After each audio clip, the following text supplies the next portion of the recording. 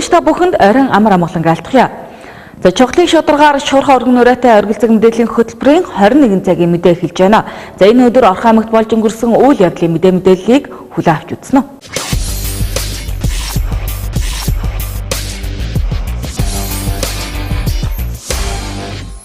Уулын байжуулах эрдэнэ төлөвлөрийн 40 жилийн ойн арга хэмжээний хүрээнд нэн төрөнд хаб хамтын оролцоо 2018 форум Орхон аймагт зохион байгуулагдаж байна. За форумыг ерөнхий зохион байгуулагчаар уулын байжуулах эрдэнэ төлөвлөр, за хамтран зохион байгуулагчаар оюутлогоо компани, за Монголын мэргэжлийн хөтөлбөрийн аюулгүй байдал, эрүүл ахуйн мэргэжилтнүүдийн холбоо төрийн бус байгууллага оролцож байгаа юм а.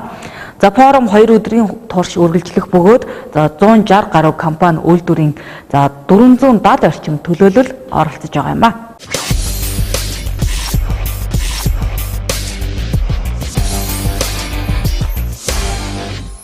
За яг одоо Орхон аймагт уулын байжуулах эрдэнэ төлөвлөрийн 40 жилийн ойн арга хэмжээний хүрээнд за нэн төрөнд хаб хамтын оролцоо 2018 гэсэн форумыг бас зохион байгуулж байна. За энэхүү одоо форумд бол оюутлогоо компани хамтран оролцож байна. За мөн одоо мэргэжлийн за Мошпо байгууллага олоос хамтран оролцож байгаа гэдгийг холбогдох албанаас хэлж байна. За өнөөдрийн байдлаар 470 гаруй зочин төлөөлөгчид бас энэхүү форумд ирсэн байна.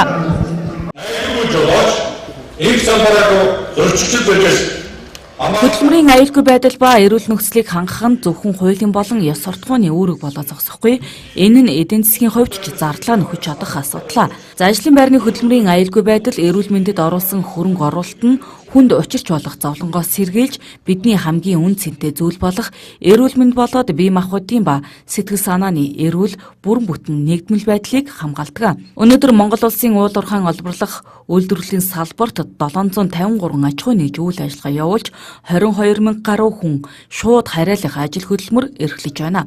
За улсын хэмжээнд 2016 онд үйлдвэрлэлийн осол хурц хордлогын нийт 332 тохиолдол бүртгэгдснээс уул уурхайн олборлох салбарт ослын 18% буюу 61 тохиолдол, 2017 онд 332 тохиолдол бүртгэгдснээс уул уурхайн олборлох салбарт 55 тохиолдол бүртгэгдсэн. Эдгээр тохиолдлын 288 буюу 86.7% нь үйлдвэрлэлийн осол, 44 буюу 13.3% нь хурц хордлого байгаа юм а. За тэгвэл Орхон аймагт болж буй тус форум нь хөтөлбөрийн аюулгүй байдал, эрүүл ахуйн салбарт тулгамдсан асуудал, боломжийн талаар хэлэлцэх, хөтөлбөрийн аюулгүй байдал, эрүүл ахуйн сайн туршлагыг түгээх, Монгол улс ослыг тэглэх алсын хараа хөдөлгөөнд нэгдэх зорилгын хүрээнд зохион байгуулагдаж байгаа юм а.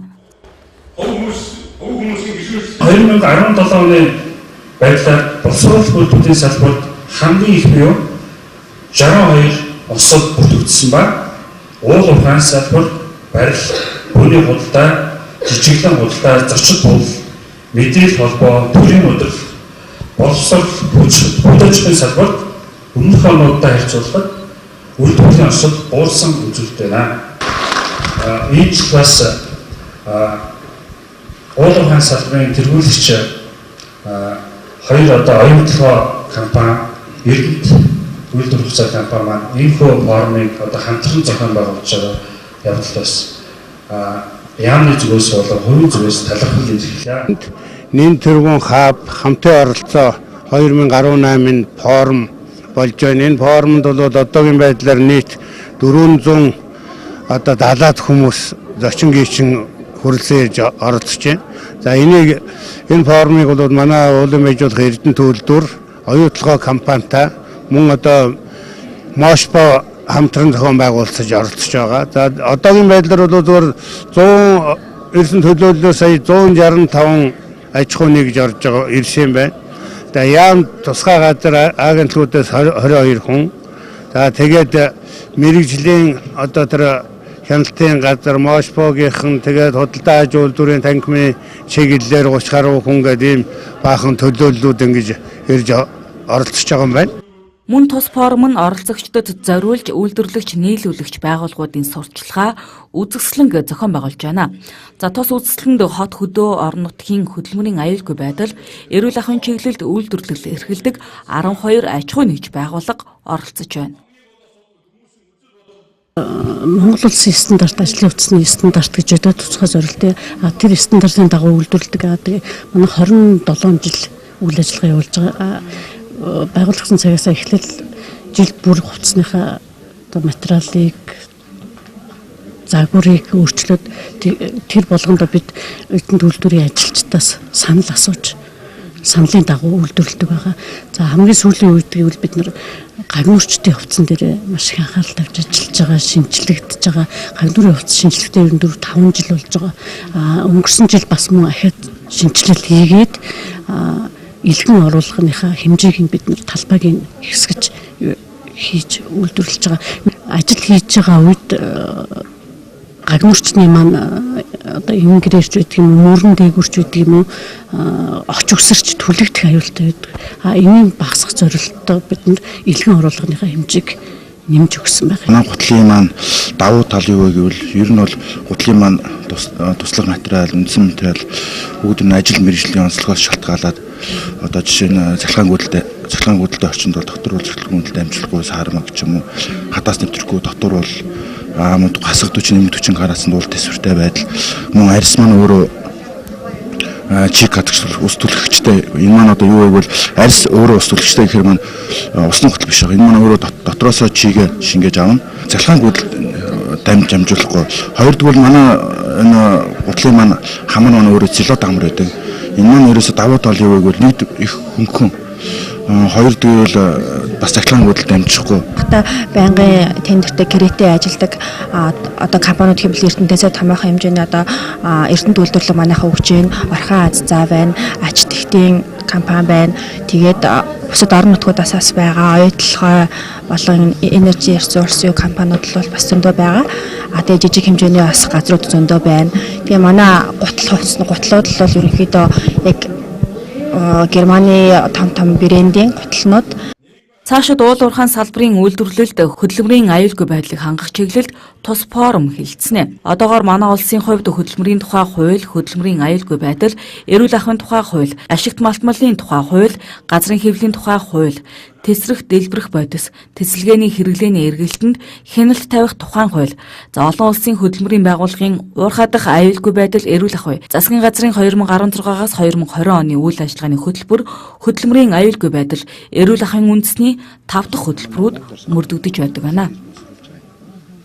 21 аймгийн өрхийн эрүүл мэндийн төвийн эмч мэрэгчлэтнүүд за байгууллагуудын удирдах албан тушаалтнуудын за 10 дугаар зөвлөгөөн Орхон аймагт болж байна.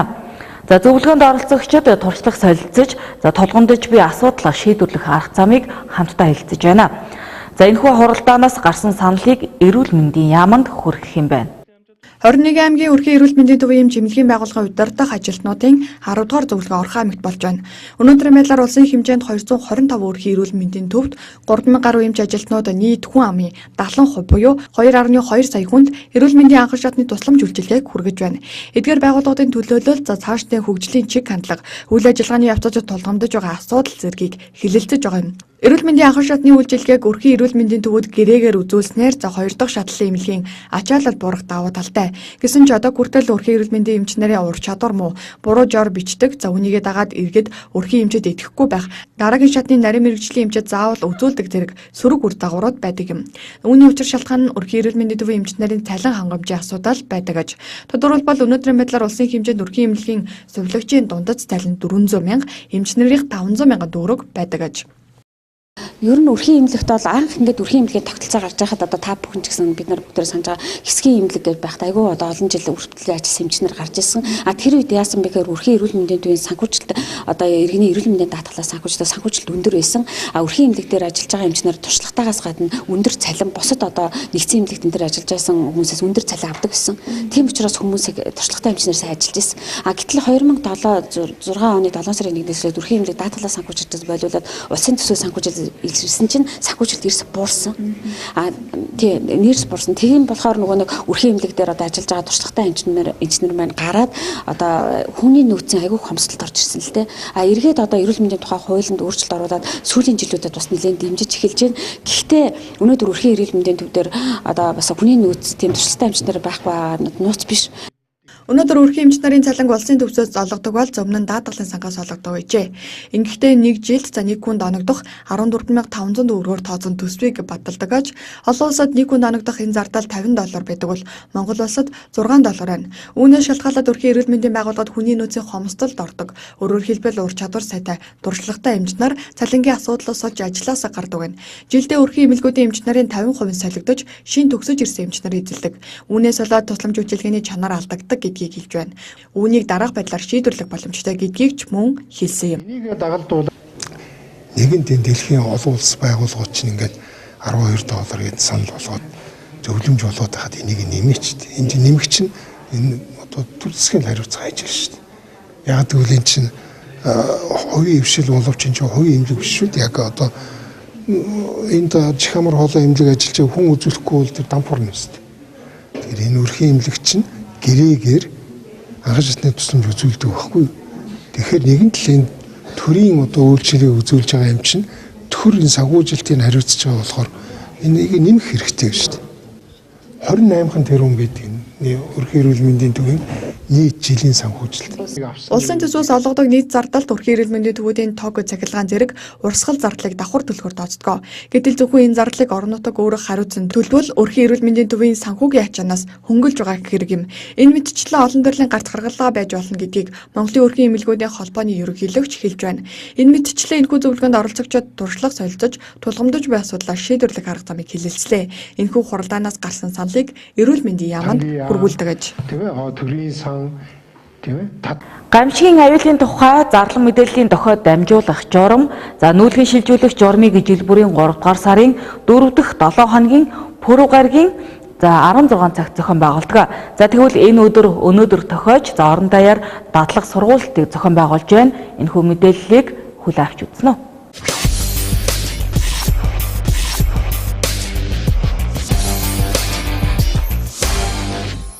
Айл өрхүүд болоод аж ахуй нэгж байгуулахуд за газар хөдлөлтийн гамшигаас урьдчилан сэргийлэхийн тулд тохиоллолоор бас гарч аюулгүй байдалд одоо шилжиж байгаа ийм дүр зураг Орхон аймагт яг одоо болж байна. Тэгэхээр Орхон аймгийн тухайд бол аж ахуй нэгж байгууллагуудад бол баян өндөр суммаас одоо аюулгүй байдалд шилжих энэхүү ажиллагааг зохион байгуулж байгаа бол за харин орон сууцнуудын хувьд бол 200 орчим орон сууцыг аймгийн онцгой байдлын газрын алба хаагчид бас зохион байгуулалтаагаар одоо нэгдсэн журмаар энэхүү одоо нүүлгэн шилжүүлэлтийг хийж байгаа юм а.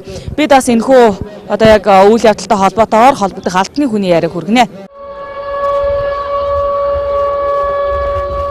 Гамшиг аюулт үзэгдэл осол тохиолдсон үед та болон таны гэр бүлийн хэний ч тусалцааг авч чадахгүй болох хүндрэл учирч болзошгүй юм а. За тэгвэл засгийн газрын 2011 оны 339 дэх тогтоолоор жил бүрийн 3 дугаар сарын 3 дахь 7 хоногийн пүрэв гариг буюу за энэ оны 3 дугаар сарын 29-ний өдрийг газар хөдлөлтийн гамшигаас урьдчилан сэргийлэх сургалт сурчлагын өдөр болгон зарлжээ. Энэ өдөр Орхон аймгийн гамшигын зарлан мэдээллийн дуу дохио дуугарснаар иргэд аж ахуй нэгж байгууллагууд, харьяа багууд, за онцгой байдлын газар, хэлтсийн заавар зөвлөмжийн дагуу гамшигаас хамгаалах дадлах сургуулилтыг хийж хамрагдаж байна. За Орхон аймгийн онцгой байдлын газраас энэ жил засгийн газрын 340-р тогтоолыг хэрэгжүүлэх ажлын хүрээнд нэг онцлогтой ажиллаж байгаа. Энэ онцлог нь юу гэхээр Орхон аймгийн хэмжээж орон сууцны буюу 2-оос дээш давхрын айл өрхүүдийг бүгднийг нь хамруулах юм зорилт явж байгаа. Манайх баян өндөр сумын мэрэгжлийн анги албан байгууллагуудтай хамтарч энэ үйл ажиллагааг зохион байгуулж байна.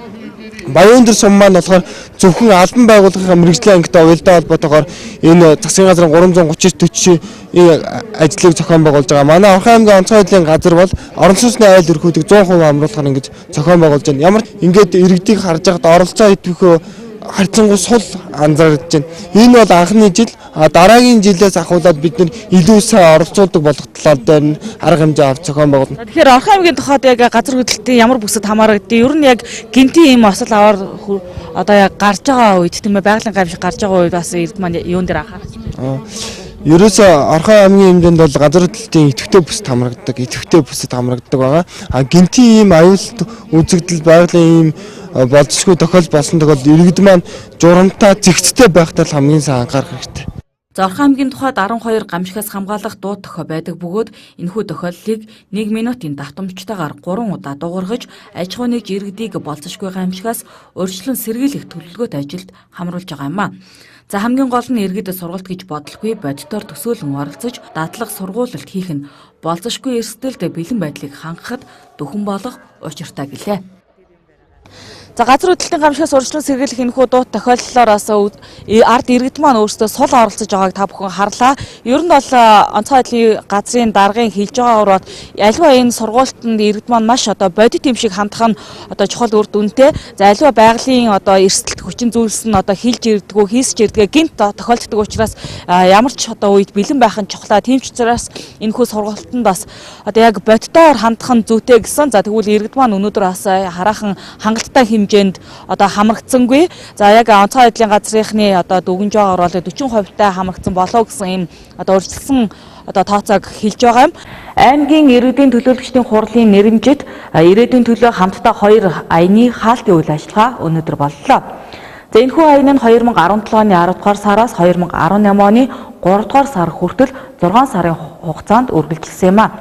За уг аяны хүрээнд Орхон аймгийн багуудаас 2-4 хүүхэдтэй 24-өөс 40 насны дунджаас доор зорилттой бүлгээс дээгүүр орлоготой 5 айл өрхийг сонгон 5 агуулгын хүрээнд мэдээллийг өгсөн юм а. Өрхийн амьдралын чанарыг дэвшлүүлэх, гишүүдийг хэрэгцээтэй боловсролын үйлчилгээг үзүүлэн мэдлэг чадварыг нэмэгдүүлэх, хандлагыг өөрчлөх зорилго бүхий аймгийн иргэдийн төлөөлөгчдийн хурлын нэрэмжит ирээдүйн төлөө хамтдаа 2 аяны хаалтын үйл ажиллагаа боллоо. Энэхүү аян нь 2017 оны 10 дугаар сараас 2018 оны 3 дугаар сар хүртэл 6 сарын хугацаанд үргэлжилсэн. Уг аянд аймгийн иргэдийн төлөөлөгчдийн хурал, засаг даргын тамгын газар, дэлхийн зүйн олон улсын байгууллага, Баян өндөр сумын 21 баг, Жаргалан сумын 3 баг, боловсрол соёлын урлагийн газар, гэр бүл хүүхэд залуучуудын хөгжлийн газар, эрүүл мэндийн газар, өрхийн эрүүл мэндийн төвүүд Монгол анги, хөдөлмөр халамж үйлчилгээний байгууллагууд хамтран ажилласан. Уг аяны хүрээнд Орхон аймгийн багуудаас 2-4 хүүхэдтэй 24-өөс 40 насны дунджаас доогуур зорилттой бүлгээ иргэдээс дээгүүр орлоготой 50 айл өрхийг сонгон 5 агуулгын хүрээнд мэдлэг мэдээллийг өгсөн юм. Аяны хүрээнд бол насан туршийн боловсролын үйл ажиллагаа мөн хүүхдийн оролцоо хамгаалалтын хүрээнд өрхийн эрүүл мэндийн үйлчилгээ мөн өрхийн төвшөнд өөрсдөө иргэд маань өөрсдөө яаж оролцох вэ гэсэн чиглэлээр энэ ажлын төлөвөө гаргаж энэ 4 чиглэлээр бол үйлчилгээ зохион байгуулсан. За энэ аянд өрхийг сонгохдоо бид нар Баян өндөр сумын 21 баг, Жаргалан сумын 2 багаас ингэж нийтдээ 23 баг оролцсон байгаа. Манай аймгийн иргэдийн хурал болон нийгмийн хөгжлийн хорооноос төрийн байгууллагатайгаа хамтраад өрхийн амьдралын чанарыг дээшлүүлэх, гишүүдийн хэрэгцээнд нийцсэн боловсролын үйлчлэгийг дээшлүүлэх, мэдлэг чадварыг, хандлагыг өөрчлөх гэсэн ийм зорилготой ийм хүрээнд ингээд 6 сарын аяны зохион байгуулаад өнөөдөр амжилттай хэрэгжүүлээд тэгээд үр дүнгийн хэлэлцээд өрхүүдээ шалгаруулад нийтдээ 50 өрхөөс Жаргалантай сум, Баян өндөр сум ингээд нийтдээ 50 өрхөөс 5 юм шилдэг өрхийг шалгаруулад өнөөдөр бэлтгэн ажиллаад өгнөд энэ чинь бүгд ингээд хэлэлцээд ингээд байж байна. 6 сарын хугацаанд хэрэгцээ ирээдүйн төлөө хамтдаа 2 аянд хамрагдсан 50 өрхөөс шилдгийг нь тодруулан шагнаж урамшууллаа. Эдгээр өрхүүдэд гэр бүлийн зан харилцаа хандлага сайжирсан, эрүүл мэнд нийгмийн үйлчилгээнд хамрагдсан байдал зэргийг нь харгалзан үзсааж, замун өрхийн төсвөө хэрхэн зарцуулах санхүүгийн мэдлэгтэй болсон гэдгийг хэллээ. Хүрэн булаг багаас Оюнбат, Согоот багаас Эрдэнэбаяр, Наран багаас Эрдэнэсүрэн, Их залуу багаас Эрдэнэолд, Уртын гол багаас Ариун баяр нарын өрхүүд шилдгээр тодорлоо. За манайх Хүрэн булаг багийн 4-5-42 тоотод амьдардаг. За нөхөр 5 хүүхдийн хамт амьдардаг байгаа. Тэгээд аяны хүрээнд ингээд 6 сар ерөөсөө тасралтгүй өөрийгөө бүхэл зорилго тавиад өөрийгөө ингээд дайчлаад бас нөхөр маань дэмжиж хүүхдүүдтэйгээ хамтдаа оролцсон байгаа. Тэгээд бас энэ аяны хүрээнд маш олон зүйлсүүдийг сурж авлаа. За онцлоод гэх юм бол яг ерөөсөө огт машины ард, оюутлын машины ард сууж үзээгүйсэн. Тэгээд хүүхдүүдтэй сая цагаан сарынх нь Монгол цамцыг эсгэж ойд сурлаа. За нөхөртөө мөн ойд сурлаа. Тэгээд цаашлаад өрхийн төсвөө маш их сайн бас зохицуулж тэгээд сурсан байгаа. Гэр бүлийн маань яг үр хүүхдүүдтэй маань хэрхэн харьцах харилцаа болоод нөхөртөөгөө харилцах харилцаан дээр маань маш бас шинжилтийг хийж өгсөн байгаа. Тэгээд энэ байгууллагуудаа маш их баярлалаа. Цаашдаа иймэрхүү зүйлсүүдийг бас ийм үйл ажиллагаа зохион байгуулалт оролцоход идэвхтэйгээр бас урайлан оролцсон гэдэг хэлмээр байна. Аяны төгсгөлд за энд хамрагдсан нийт 50 өрхийн 34 хүнээс санал асуулгын хуудасаар үр дүн гүнлэхэд 75% нь тодорхой хэмжээгээр мэдлэг нэмэгдэн хандлага сайжирсан. Гэр бүлтэй хандлага харилцаанд өөрчлөлт орж эерэг уур амьсгал бүрдүүлж чадсан. Өрхийн орлого зарлагаа хянах за төлөвлөгөө гаргах зарцуулах, хуримтлал үүсгэн амьдрал ахуйгаа тодорхой хэмжээгээр нэмэгдүүлсэн. Өөрсдийн эрүүл мэндэд анхаарал тавих хандлагыг нэмэгдүүлсэн. Амьдрал ахуйд хэрэгжүүлж болгож хүмүүсийг баг хамт олон болгон нэгтгүүлж чадсан үйл ажиллагаа байлаа гэдгийг хэлж байлаа. Зөвхөн ажилгүй 58 иргэн байснаас 2 хүнийг байнгын ажлын байранд зуучлан 36 хүнийг төр ажлын байраар Баян өндөр сум хөтөлбөр алхам жүжиглэлийн газартай хамтран хангасан нь үр дүнгээ өгсөн гэдгийг хэлж байна. Зөв Монгол хүүхэд үндэсний хөтөлбөрийг за сургуулийн өмнөх болон бага дунд боловсролын шинжилгээний хүрээнд за авиас ном гэсэн 3 дэд хөтөлбөрөөр 2013 оноос эхлэн улсын хэмжээнд хэрэгжиж эхэлсэн. За тэгвэл Орхон аймгийн улсын тэргүүний 4-р цэцэрлэгийн хамт олон ажилтан эцэг эхийн бие даасан бүтээлч үйл ажиллагааг дэмжихээр за шагаа хөтөлбөрийг 5 дахь жилдээ амжилттай хэрэгжүүлж байна. За тэр чүүднээс өнөөдөр Түмэн шагаа баярыг хийж байна. За тэгвэл шагаа нь уламжлалт тоглоом наадгай хүүхэд багчуудад танилцуулан сурчлагаас гадна за цэцэрлэгийн орчин нөхцөл сургалтын хэрэглэгдэхүүнд ашиглахад нийцэж за ашиглах боломжтой нь хүүхэд эцэг эхчүүдэд таалагддаг гэдгийг багш сургууль хүмүүжүүлэгчид хэлж байна.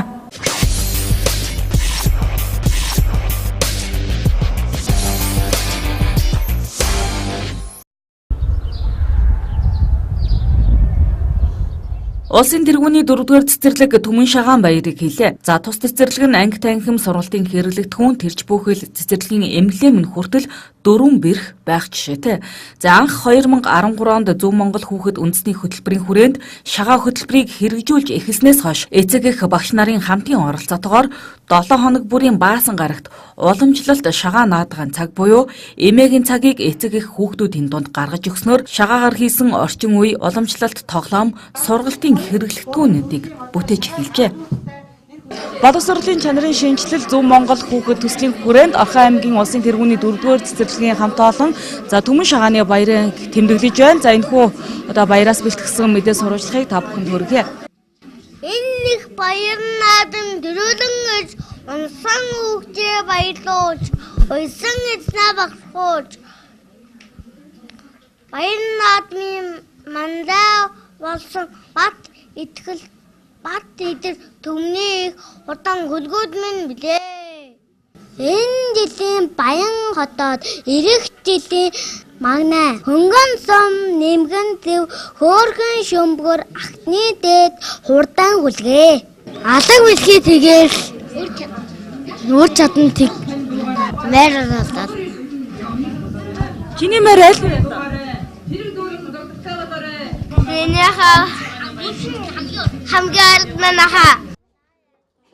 Анх 4 бэрхийн богцоор шагаа хөтөлбөрөө эхлүүлжсэн тус хамт олон өнөөдөр мянган шагаа багтахаар богцыг анги хамт олонныхоо дунд аялуулж эхлэв байна.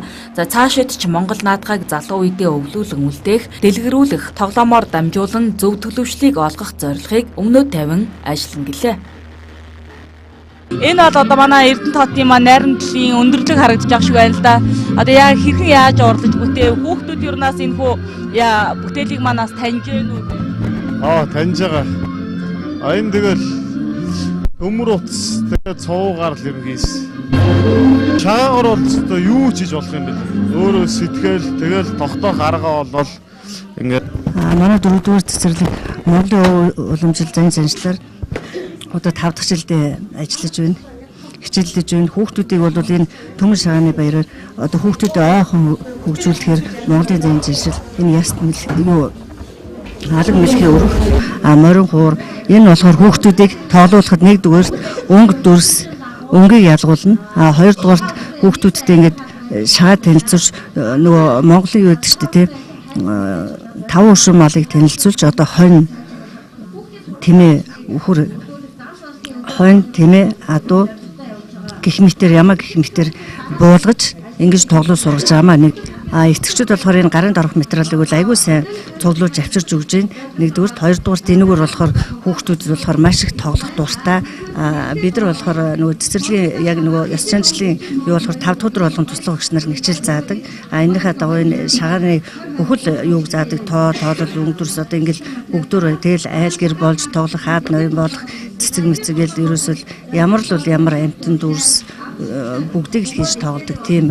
Харуул хамгаалтын ажилчид болон манай багш нар маш их бүтээлч ажлуудыг хийж жил болгон одоо энэ зан заншлын өргөөгөө өргөсгсөөр өнөөдөр бүр кабинеттэй болсон байгаа.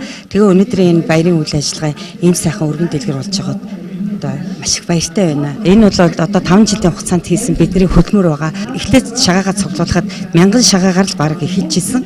Тэгэхэд 100000 шагаатай болсон ардын зан заншлыг өвдөн уламжлуулах ер нь шагаа наадам гэдэг нь маш юм өргөн хүрээтэй наадам. Энээс л одоо уламжлуулаад шагаагаа дээдэж шагаагаар маш олон төрлийн тоглоом наадгаа байдаг. Тэр бүгдийг хүүхдүүдэд таниулах Монгол одоо хүлэг тоглоом шагаа наадмаараа тоглож сурах энэ бүгдэд зориулагдсан ингээд хөтөлбөрөө яг энэ үйл ажиллагаагаар явуулдаг. Хамгийн одоо онцлог нь гэвэл 5 дахь өдөр болгоныг бид нэр туслах багшийн цаг, эмээгийн цаг гэд нэрлэсэн.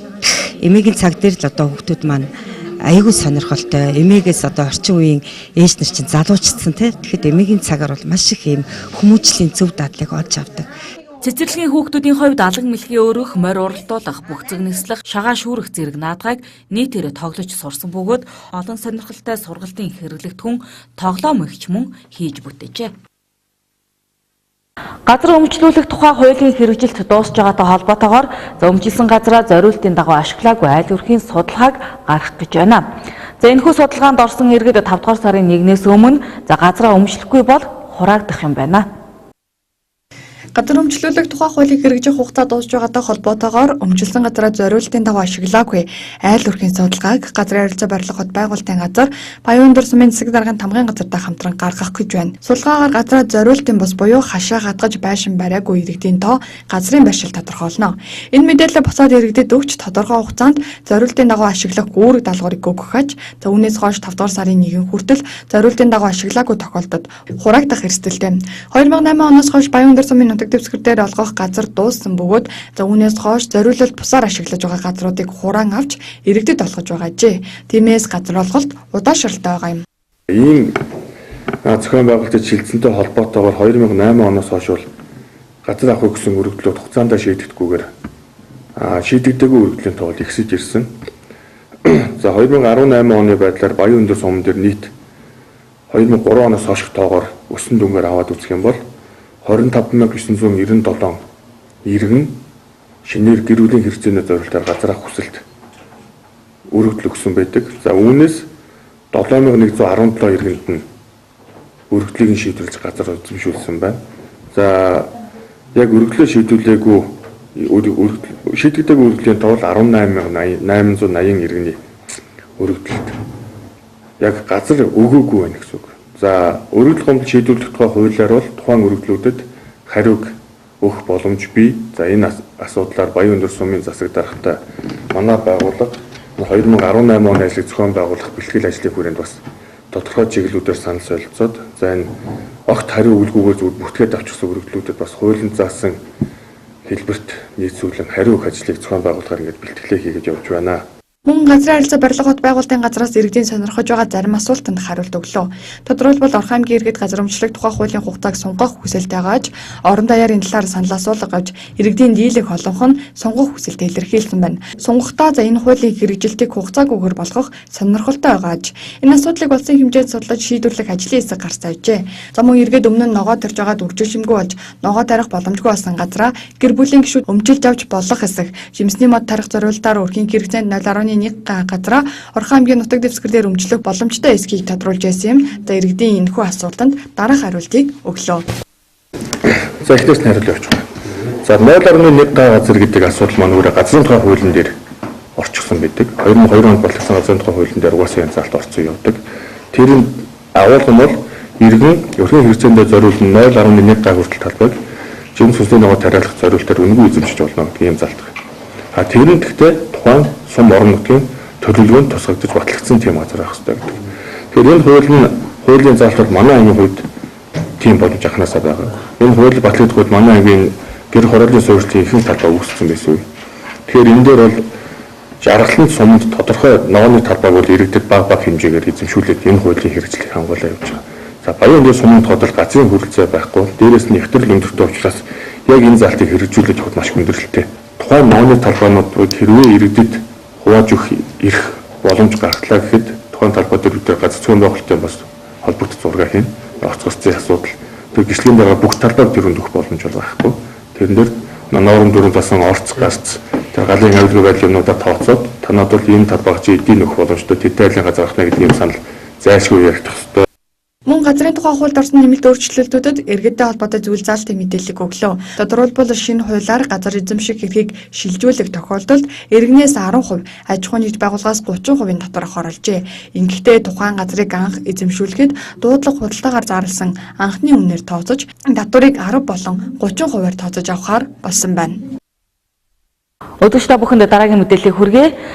Цахилгааны доголдлоос үүдэн гэрн шатаж хагцал зовлон туулсан нэгэн гэр бүлд туслахыг Эрдэнэ хотын иргэд та бүхэнд уриалж байна. Дэлгэрэнгүй мэдээллийг сэтгүүлч ганц олонний бэлтгэснээр хүлээн авч үзнэ.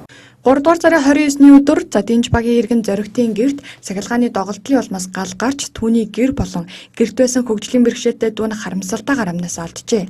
Тэдний гэр шатсан учраас их нэртэйгээ өөрсдийн ажил дээрээ амьдарч байгааж гэр бүлийн хоёр хоёулаа Орхон аймгийн цагаан шувууд сууц өмчлөгчтэй холбоонд ажилладаг бөгөөд өнөөдөр тус холбооны нэг өрөөнд амьдарч байгаажээ. Тиймээс хамт олон буюу цагаан шувууд сууц өмчлөгчдийн холбооноос хандив цуглуулан үлгэр жишээ тэргүүний ажилтныхаа гэр бүлд туслахаар болсон байна.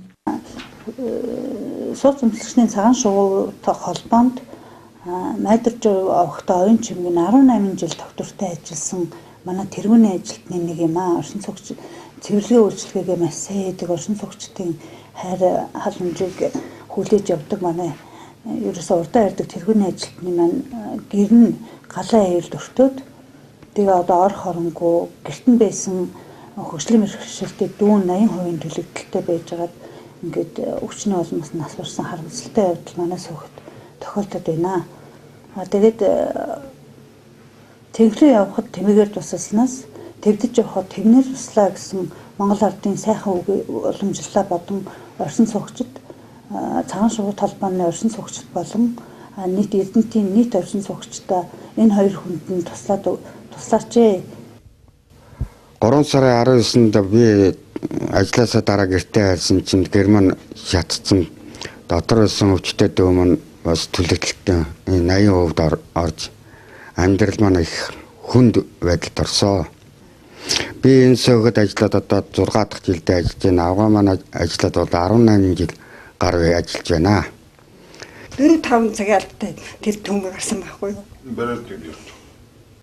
Энийг хамтрын явцад цугларсан хөрөнгийг энэ хүмүүстэй байшин барьж босгоод тэгээд тайланг нь бол намын телевизээр дахин явуулж энэ хоёр хүнийг орон гэртээ болгоод баярлуулад ингээд ийм ажил сайн санааны энэ ажилд одоо та бүхнийг нэгдээчээ гэж уриалж байна. Тэд өнөөдрөөс эхлэн хандив аяныг эхлүүлж сарын хугацаанд үргэлжлүүлэх аж аянаар цугларсан хөрөнгөөр тус гэр бүлд дөрвийг харьцан 6-гийн харьцаатай байшин барьж өгөхийг зорж байгааж байшингийн тооцоо гаргахад өнөөдрийн өртгөөр 3,500,000 төгрөг хангалттай ажээ.